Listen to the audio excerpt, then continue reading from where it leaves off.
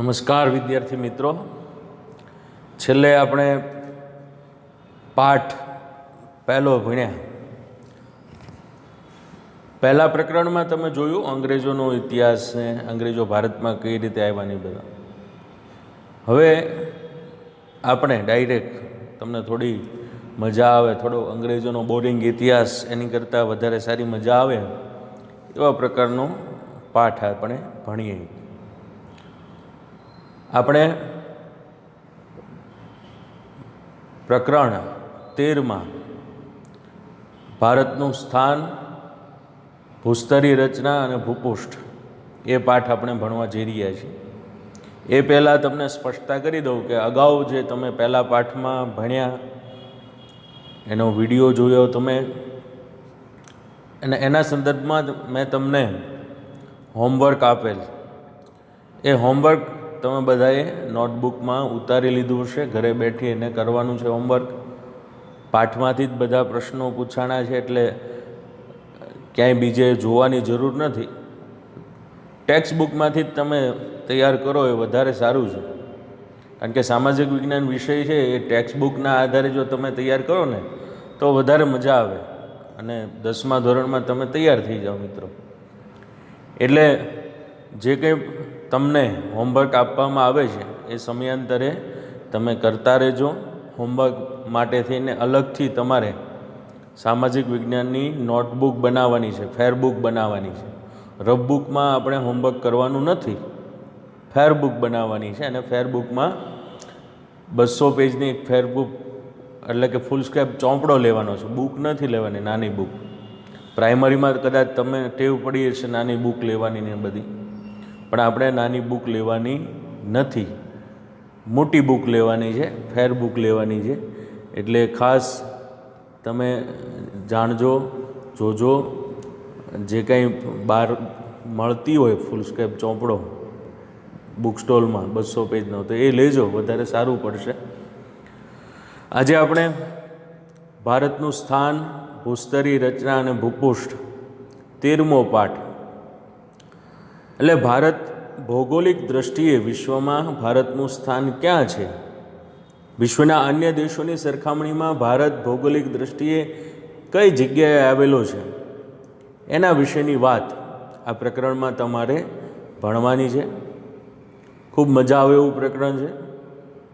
ક્યાંય પણ તમને પ્રશ્ન હોય તો પછીથી તમે જાણ કરી શકો છો.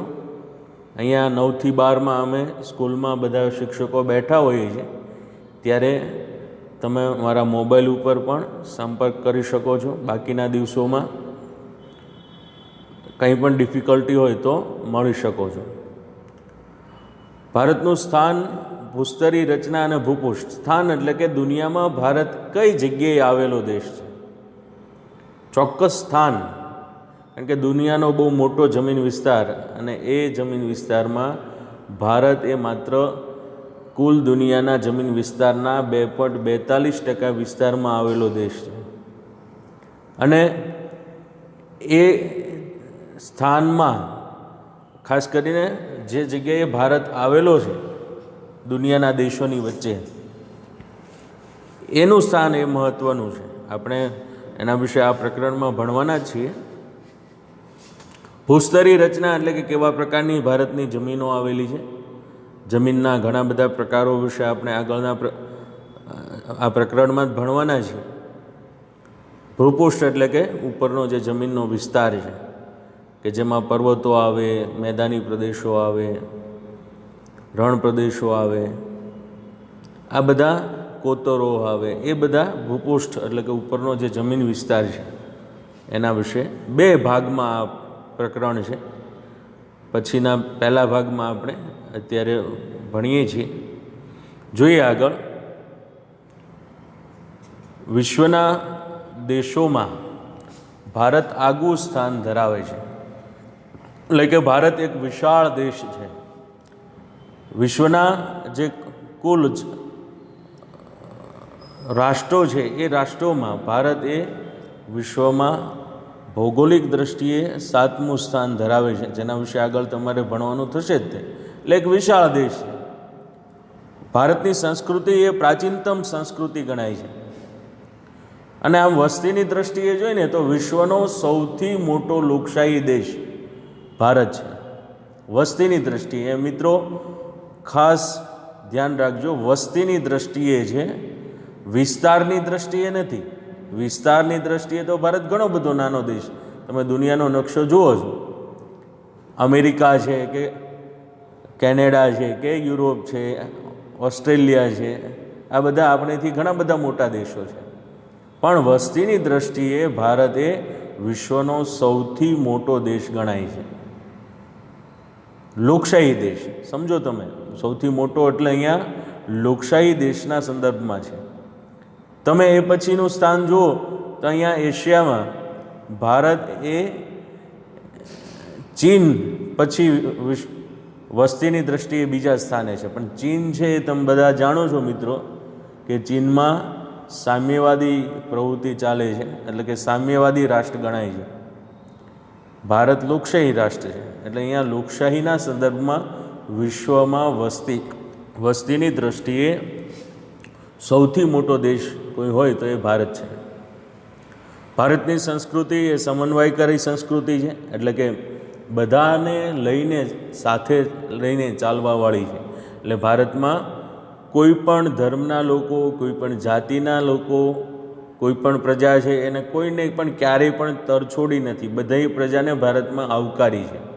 હંમેશા ભારતે પોતાના દ્વાર ખુલ્લા રાખ્યા છે, આવકાર્યા છે. આમ તમે જુઓ, પ્રાચીન સમયથી જોઈએ તો વિશ્વના અનેક દેશોના લોકો, વિશ્વની અનેક પ્રજાઓ, અનેક ધર્મના, અનેક સંસ્કૃતિના લોકો ભારતમાં આવ્યા છે, ભારતમાં પોતાનું સ્થાન જમાવ્યું છે અને અહીંયા સ્થિર. શરૂઆતમાં આવ્યા એ વેપાર કરવા માટે આવ્યા હોય, કેટલાક રાજ્ય વિસ્તાર વધારવા માટે થઈને કેટલાક લોકો આવ્યા હોય, પણ સમયાંતરે દરેક પ્રજાઓ, ભવિષ્યની ઘણી બધી પ્રજાઓ ભારતમાં આવી છે. અહીંયા ભારતમાં આવ્યા પછી એ પોતે ભારતનું વતન બનાવ્યું છે અને ભારતની સ્થાનિક પ્રજાએ એ બધી પ્રજાઓને સહર્ષ રીતે સ્વીકારી છે, પોતાના દ્વાર ખુલ્લા રાખ્યા છે. એટલે આમ ભારત એ સર્વધર્મ પ્રજા ગણાય છે. બધા ધર્મના લોકોને આપણે કોઈ પણ જાતિ, જ્ઞાતિ, ભાષા, ધર્મ એવા કોઈ પણ પ્રકારના વિવાદો વગર, કોઈ પણ પ્રકારની એવી અસમાનતાઓ હોવા છતાં પણ વિવિધતામાં એકતા, એટલે કે સર્વધર્મ સંભાવ એ ભારતીય સંસ્કૃતિની આગવી લાક્ષણિકતા છે. ભારતીય સંસ્કૃતિનો સમન્વય થયો છે એમાં, એટલા માટે ભારતીય સંસ્કૃતિને સમન્વયકારી સંસ્કૃતિ તરીકે ઓળખવામાં આવે છે, કારણ કે તમામ પ્રજાને ભારતે આવકારી છે અને એ ભારતને પોતાનું વતન બનાવી અને અહીંયા રહેવા લાગી છે. ભારતમાં કુદરતી અને માનવ સર્જિત ઘણી બધી આપત્તિઓ આવી છે. આમ છતાં પણ ભારતે પ્રગતિ અને વિકાસ કર્યો છે, અવિરતપણે એ વિકાસ ચાલુ પણ રાખ્યો છે. એટલે ભારતીય સંસ્કૃતિના ઘડતર અને વિકાસમાં એક તો સંસ્કૃતિ એમનો ફાળો મહત્ત્વનો છે, સાથોસાથ ભૌગોલિક પરિસ્થિતિનો પણ મહત્ત્વનો ફાળો છે. ભૌગોલિક પરિસ્થિતિએ પણ મહત્ત્વનો ભાગ ભજવ્યો છે, કારણ કે ભૌગોલિક દ્રષ્ટિએ ભારત જે જગ્યાએ આવેલું છે એ જગ્યા મહત્ત્વની છે. વિશ્વના આ બધા દેશો સાથે ભારત સારી રીતે જોડાઈ શકે છે, એ રીતે મહત્ત્વનું મધ્યમાં સ્થાન છે. અહીંયા વિશ્વના સૌથી વધારે પૂર્વ એશિયાના, મધ્ય પૂર્વ એશિયાના દેશો, જેના વિશે આપણે આગળ ભણવાના, જ્યાં વસ્તી ખૂબ વધારે છે, તો ગીચ વસ્તી ધરાવતા આ બધા દેશો છે. આ બધા ગલ્ફ કન્ટ્રીઝ છે, અહીંયા આવેલા જે બધા દેશો છે, જેને આપણે તેલિયા રાજા કહીએ છીએ. ખૂબ બહુ મોટા પ્રમાણમાં ખનિજ તેલ મળે છે. સાથોસાથ અહીંયા આફ્રિકાના દેશો છે, પૂર્વ આફ્રિકાના બધા દેશો છે. એ બધા દેશો સાથે પ્રાચીન સમયથી ભારત વેપાર વાણિજ્ય કરતી હતી. એ બધા દેશો સાથે જોડાયેલા હતા. એટલે એ રીતે જોઈએ તો ભારત એ મહત્ત્વનું સ્થાન ધરાવે છે. ભારતનું સ્થાન, કદ અને વિસ્તાર જોઈએ. આગળ આપણે નકશામાં સારી રીતે જોશું. એ પહેલાં આપણે અહીંયા ટેક્સ્ટ બુકના આધારે જોઈએ તો ભૌગોલિક દ્રષ્ટિએ ભારત ઉત્તર ગોળાર્ધમાં આવેલો છે. એટલે કે એશિયા ખંડમાં દક્ષિણ ભાગમાં વિસ્તરેલો છે. તો આગળની આપણે સ્લાઇડ જોશું તો આપણને ખ્યાલ આવશે કે ઉત્તર ગોળાર્ધ અને દક્ષિણ ગોળાર્ધને એના વિશે આપણે આગળના નકશામાં જોશું, ત્યારે આપણે એને વધારે સારી રીતે ભણશું. એટલે ભારતનો જે મુખ્ય ભૂમિ વિસ્તાર છે એનો વ્યાપ 8.4 અક્ષાંશથી 37.6 ઉત્તર અક્ષાંશ વચ્ચે ભારત આવેલો છે. એ જ રીતે 68.7થી લઈને 97.25 પૂર્વ રેખાંશ વૃત્ત વચ્ચે ભારત દેશ આવેલો છે. ભારતની બરોબર મધ્યમાંથી કર્કવૃત પસાર થાય છે. દેશ 23.30 ઉત્તર અક્ષાંશ વૃત્ત આવેલી છે. દેશને આ કર્કવૃત છે એ 2 ભાગમાં વિભાજિત કરે છે. તેનો ઉત્તરનો ભાગ છે એ વધારે પૂર્વ અને પશ્ચિમ દિશામાં ફેલાયેલો છે. સાથોસાથ વિશાળ મેદાની પ્રદેશો પણ આવેલા છે. હિમાલયનો પર્વતીય પ્રદેશ પણ આવેલો છે. કર્કવૃતથી દક્ષિણે આવેલું જે વિસ્તાર છે જેને આપણે દક્ષિણ ભારત દ્વીપકલ્પીય વિસ્તાર કહીએ છીએ, જે ત્રિકોણ આકાર ધરાવે છે. અને દક્ષિણ તરફનો જે ભાગ છે એ ધીમે ધીમે ભારતનો નકશો તમે આગળ જોશો તો ખ્યાલ આવશે કે ભૂભાગ સાંકડો થતો જાય છે. મુખ્યત્વે દ્વીપકલ્પી ઉચ્ચ પ્રદેશનો જ આ એક ભાગ ગણાય છે અને એમાં પૂર્વ અને પશ્ચિમ કિનારાના સાંકડા મેદાનો પણ આવેલા છે.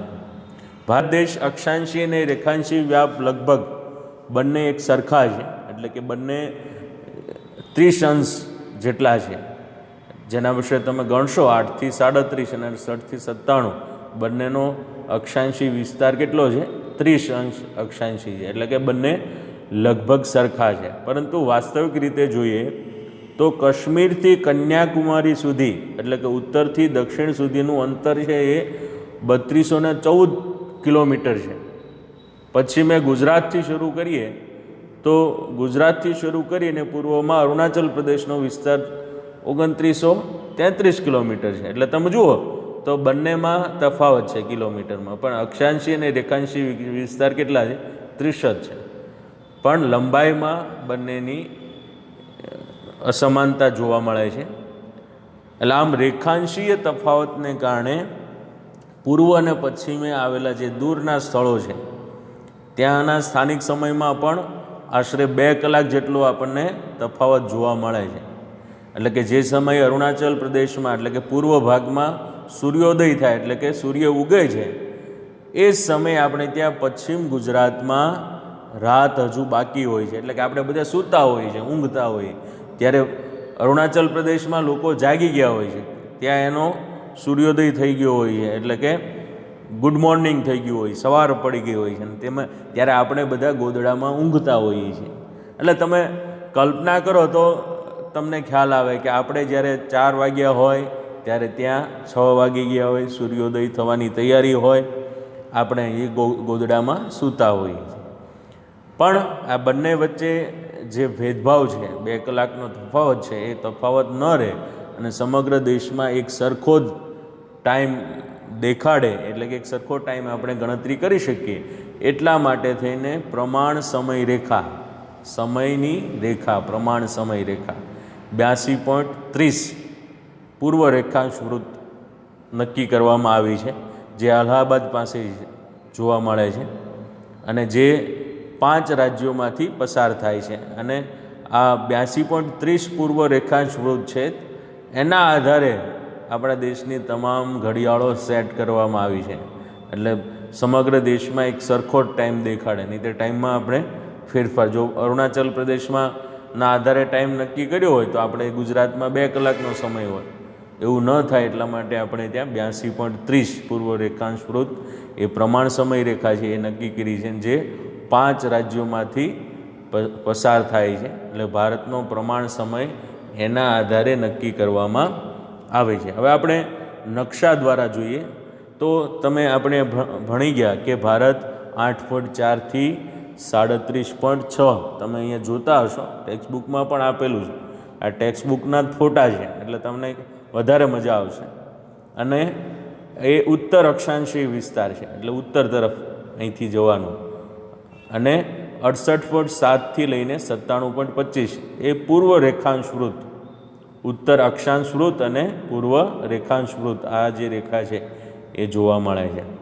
બંનેનું અંતર પણ તમે જુઓ 2933 કિલોમીટર છે, ઓછું છે, જે અહીંયા 3214 કિલોમીટર છે. આ બંનેનું અંતર વધારે છે, પણ રેખાંશી અને અક્ષાંશી વિસ્તાર કેટલા છે આના તમે ગણતરી કરો. આ 8.4થી લઈને 37.6 અને 68.7થી લઈને 97.25, એટલે કે 97.25માંથી 68.7 કાઢો તો 30 અક્ષાંશ વૃત્ત, અને 8માંથી અને 37.6માંથી 8.4 કાઢો તો પણ 30 અક્ષાંશ વૃત્ત તમને દેખાશે. એટલે કે એ તમે ગણતરી કરો તો તમને ખ્યાલ આવશે. એક સરખો છે, પણ કિલોમીટરની દ્રષ્ટિએ જોઈએ તો બંનેમાં તફાવત જોવા મળે છે. ભારતના પાડોશી રાષ્ટ્રો વિશે તમારે આગળ ભણવાનું છે. પાકિસ્તાન છે, અહીંયા ચીન આવેલું છે. હાલમાં આપણે બધા આનાથી ત્રસ્ત છીએ. આ બંને પાડોશી દેશો આપણને ખૂબ નુકસાન પહોંચાડે છે. સાથોસાથ નેપાલ, ભૂતાન, બાંગ્લાદેશ, મ્યાનમાર, શ્રીલંકા અને અહીંયા માલદીવનો એક ટાપુ છે નાનો મસ્તો. તો આ બધા પાડોશી રાષ્ટ્રો છે આપણા.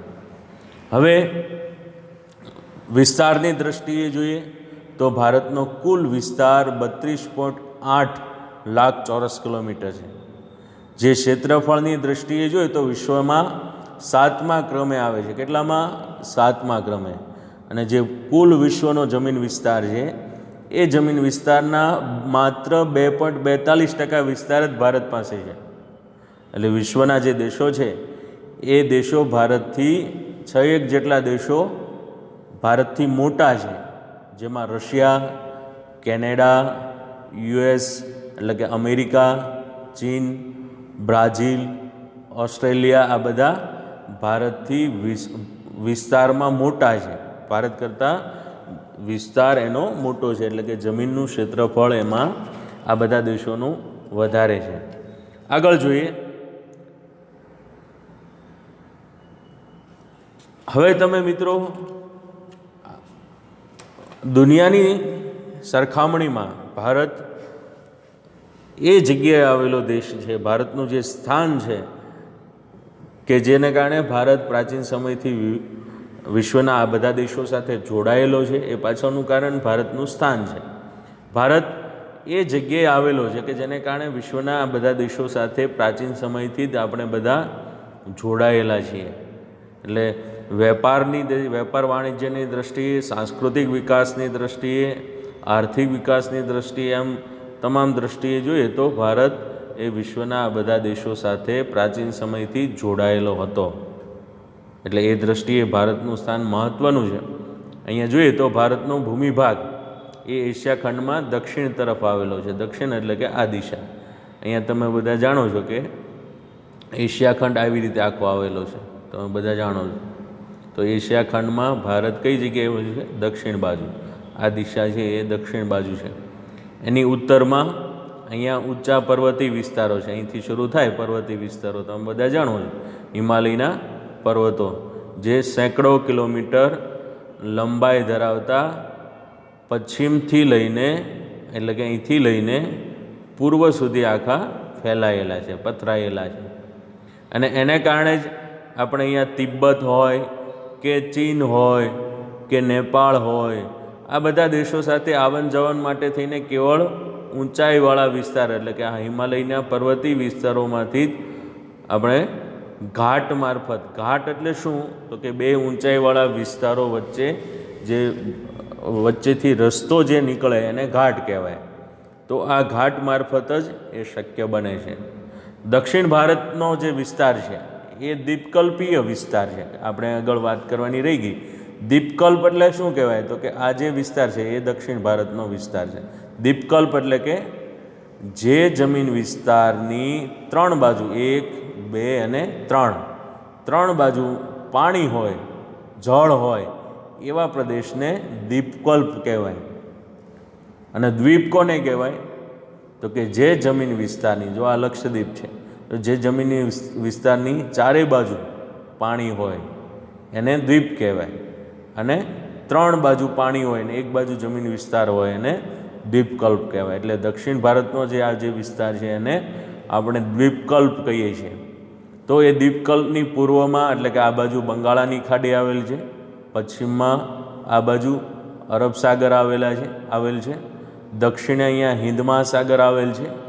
એટલે આમ આ ત્રણેય સમુદ્રો છે એ સમુદ્રો મારફતે આપણે જળમાર્ગ દ્વારા આ વિશ્વના બધા દેશો સાથે જોડાયેલા છે. તમે જુઓ આ રસ્તા બધા જળમાર્ગના છે કે અંદર સમુદ્રની અંદર રસ્તાઓ હોય છે ચોક્કસ.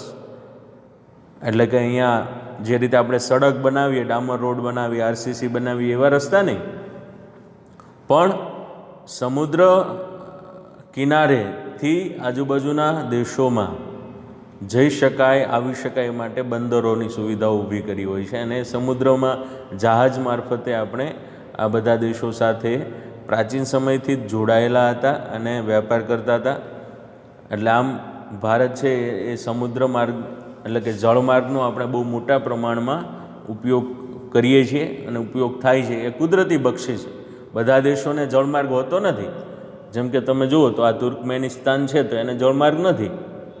આપણી પાસે જળમાર્ગ પણ છે, અહીંયા પર્વતમાળા પણ છે. એટલે કુદરતી રીતે આપણને આ પર્વતો દ્વારા એક કિલ્લો રક્ષણ મળે છે અને અહીંયા સમુદ્ર દ્વારા પણ આપણને રક્ષણ મળે છે. કારણ કે અહીંયા આજુબાજુમાં કોઈ એવા દેશો નથી કે જે ભારતને નુકસાન પહોંચાડી શકે. પણ આપણે સમુદ્ર માર્ગે એલર્ટ તો રહેવું જ પડે. એટલે જમીન માર્ગ એ પર્વતથી આપણો ઘેરાયેલો છે, અવરોધાયેલો હોવા છતાં પણ ભારતથી ઘણી બધી પ્રજાઓ અહીંથી આ જે રસ્તાઓ છે એ રસ્તાથી આવેલી છે. આ જે રસ્તો છે ને એ પાકિસ્તાન થઈને અહીંયા આ રસ્તો એ પ્રાચીન સમયથી જોડાયેલો છે. અહીંયા તમે આગળના પ્રકરણમાં ભણી ગયા ને, તુર્ક મુસ્લિમો, આ તુર્કી છે અને કોન્સ્ટેન્ટિનોપલ છે એ આ તુર્ક મુસ્લિમોએ જીતી લીધું હતું, જે અહીંયા આવેલું છે ઇસ્તંબુલ. એટલે અહીંથી યુરોપ જવું હોય તો એ રસ્તો પહેલાં જમીન માર્ગે ચાલતો હતો, એ બંધ થઈ ગયો હતો.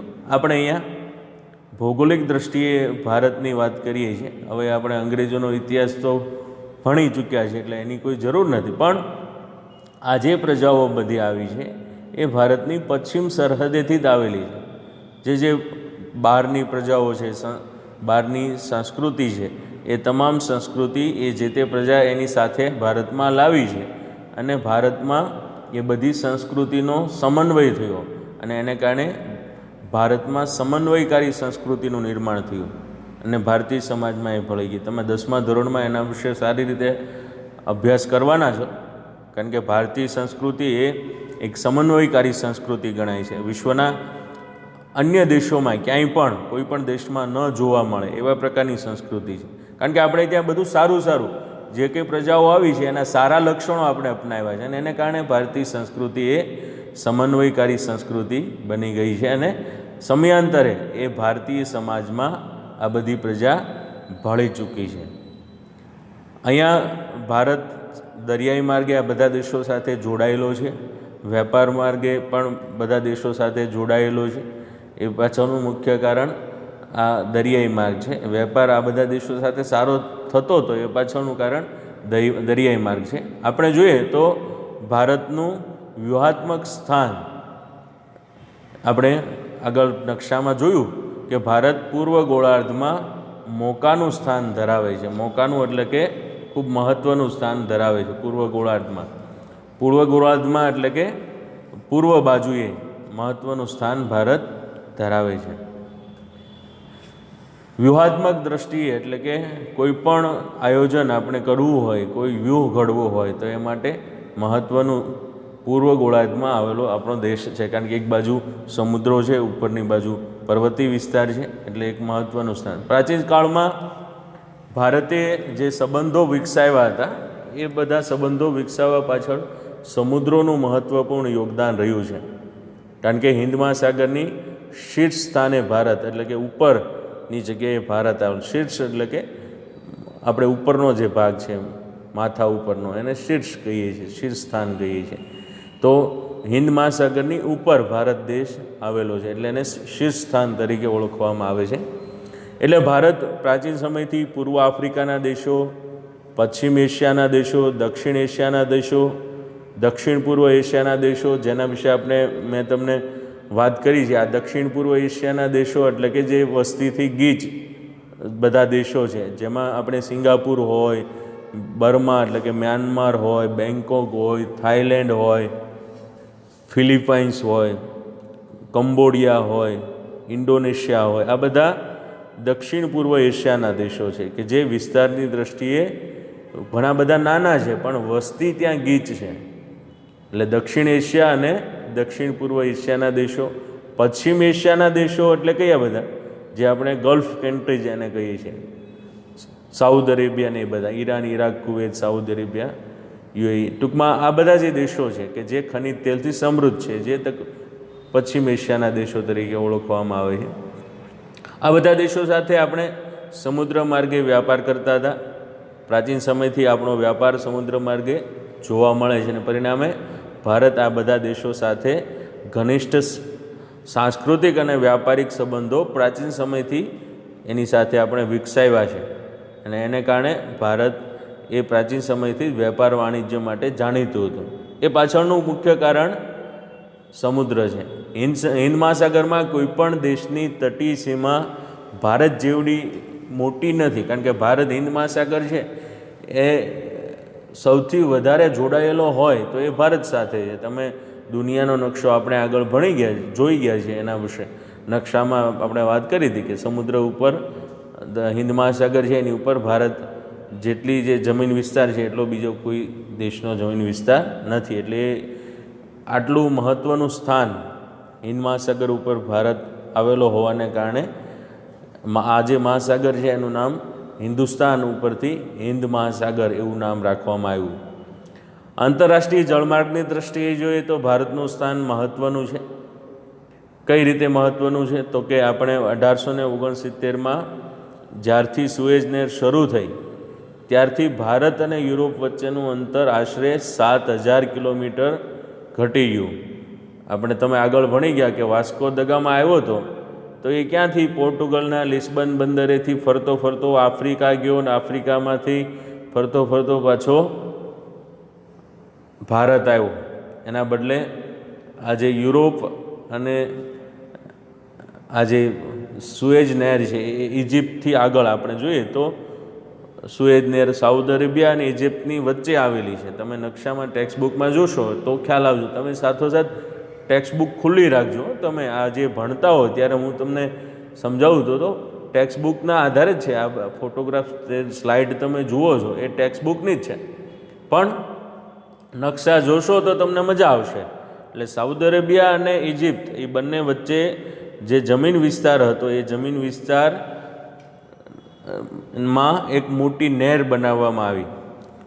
આ નહેરને કારણે ભારત અને યુરોપ વચ્ચે 7,000 કિલોમીટર જેટલું અંતર ઘટી ગયું. એટલે એને કારણે આપણે એ બધા દેશો સાથે સરળતાથી વ્યાપાર યુરોપના દેશો સાથે સમુદ્ર માર્ગે કરી શકીએ છીએ. આ સુએઝ નહેરને કારણે પૂર્વ અને દક્ષિણ પૂર્વ એશિયાના દેશો, ઓસ્ટ્રેલિયાથી લઈને આફ્રિકા અને યુરોપને સાંકળતા તમામ જળમાર્ગો છે એ જળમાર્ગો હિન્દ મહાસાગરમાંથી પસાર થાય છે. એટલે કે આ બધા દેશોને જવું હોય યુરોપ તો હિન્દ મહાસાગરમાં થઈને જ જવું પડે. એટલે કે આપણે ત્યાંથી જ જવું પડે, વચ્ચે ભારતનું સ્ટેશન એને લેવું પડે. એટલે સ્ટેશનમાં આપણે આવતા હોઈએ તો આપણને ફાયદો થાય ને. કોઈ ખૂણામાં રહેતા હોય એને બદલે આપણે રોડ ઉપર શા માટે રહીએ છીએ?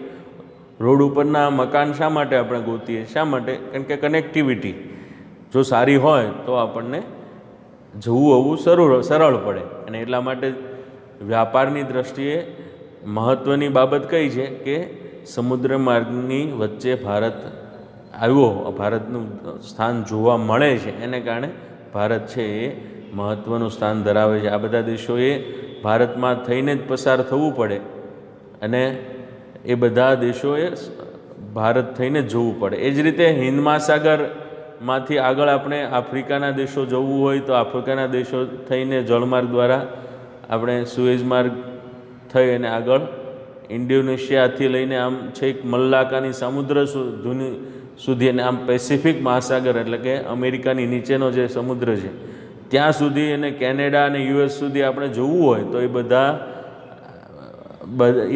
બધા દેશોમાં જવું હોય તો બધા દેશોમાં જવા માટે થઈને આપણને સુએજ નહેર જે છે આજે 1869માં બાંધવામાં આવેલ છે એ સુએઝ નહેર છે એનું પ્રદાન ખૂબ મહત્ત્વનું છે અને એને કારણે આપણો વ્યાપાર છે એ સરળ થયો. વિશ્વના અન્ય દેશોને ફક્ત ભારતને ફાયદો થયો, ભારત માટે થઈને સુએઝ નહેરનું નિર્માણ કર્યું એવું નથી, પણ વિશ્વના ઘણા બધા દેશોને ભારતમાંથી પસાર થવું પડે છે અને ભારત એ રીતે મહત્ત્વનું સ્થાન ધરાવે છે.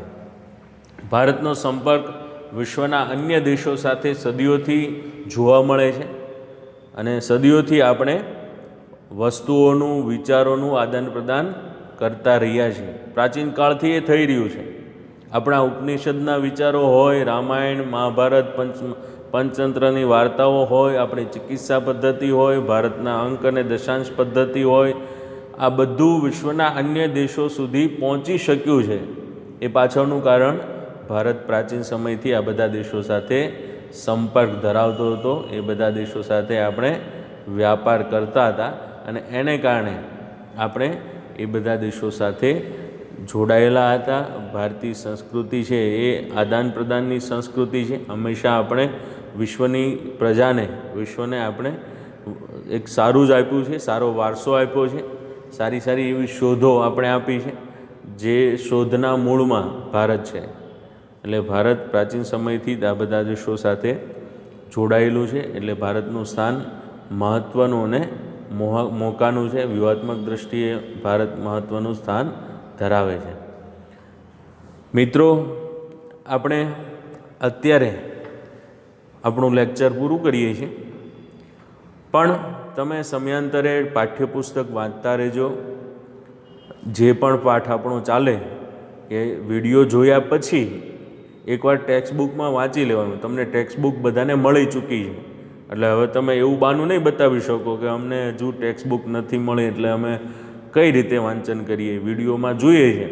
વિડીયોમાં એટલા માટે જ આપણે સ્લાઇડ બનાવી છે અને ટેક્સ્ટ બુકની સ્લાઇડના આધારે તમે તમારા માટે ટેક્સ્ટ બુક એ ગીતા, રામાયણ જે કહો એ તમારા માટે મુખ્ય છે અને એના આધારે જ આપણે પરીક્ષામાં પૂછતા હોઈએ છીએ. એટલે જેટલું બને એટલું સરળતાથી સમજાવવાનો પ્રયત્ન કર્યો. આશા રાખું છું કે તમે ખૂબ સારી રીતે ભણ્યા હશો અને સારી રીતે ઘરે બેઠીને ભણજો. હવે પછીનું જે લેક્ચર આવે ત્યારે આપણે આ પાઠમાં આગળના જે ટૉપિક છે એ ચલાવવાના છીએ અને એ ટૉપિકના આધારે આપણે એ પછી હોમવર્ક પણ તમને આપશું. તમે બધાએ પહેલા પાઠનું હોમવર્ક કરી નાખ્યું છે. શરૂઆતમાં પણ મેં વિડીયોના શરૂઆતમાં પણ એનો ઉલ્લેખ કર્યો હતો અને અત્યારે અંતમાં પણ ઉલ્લેખ કર્યો હતો કે તમે હોમવર્ક ફેરબુકમાં કરજો. 200 પેજનો ચોપડો લાવજો, ફૂલસ્કેપ ચોપડો લાવજો. નાનો ચોપડો નહીં લાવતા, ફૂલસ્કેપ લાવજો. ફૂલસ્કેપમાં તો તમને ખબર પડે ને. એ ફૂલસ્કેપ ચોપડામાં તમારે સારા અક્ષરે હોમવર્ક કરવાનું છે. બરાબર મિત્રો? અને તમારી તબિયતનું પણ ધ્યાન રાખજો અને ઘરની બહાર હમણાં નહીં નીકળતા, કારણ કે હમણાં આપણે ત્યાં ભાવનગરમાં ખૂબ કેસો વધી રહ્યા છે. એટલે ખોટા આટા ટલ્લા મારતા નહીં, શાંતિથી ઘરે બેઠી અને અભ્યાસ કરજો અને મમ્મી પપ્પાને મદદરૂપ થજો કામમાં. ઘરે છો તો ઘરે થોડું કામમાં પણ મદદરૂપ થવાનું. અને વિડીયો ગેમ મોબાઈલ લઈને સીધું તમે રમવા માંડો તો એવું પણ ન થાય, કારણ કે મોબાઈલમાં ગેમ ઘણી બધી તમે ડાઉનલોડ કરી હોય. જે પણ મોબાઈલમાં ગેમ ડાઉનલોડ કરી છે એ બધી ડિલીટ કરી નાખજો. તમારા વાલીને પણ આ બતાવજો વિડીયો, કહેજો કે અમારા સરે ડિલીટ કરવાનું કીધું છે. એટલે તમે બધા શાંતિથી અભ્યાસ કરજો. વધારે કંઈ કહેવું નથી. પછીનો આપણે આગળના ટૉપિક એ આવતા વિડીયોમાં જોઈશું. ધન્યવાદ. આભાર.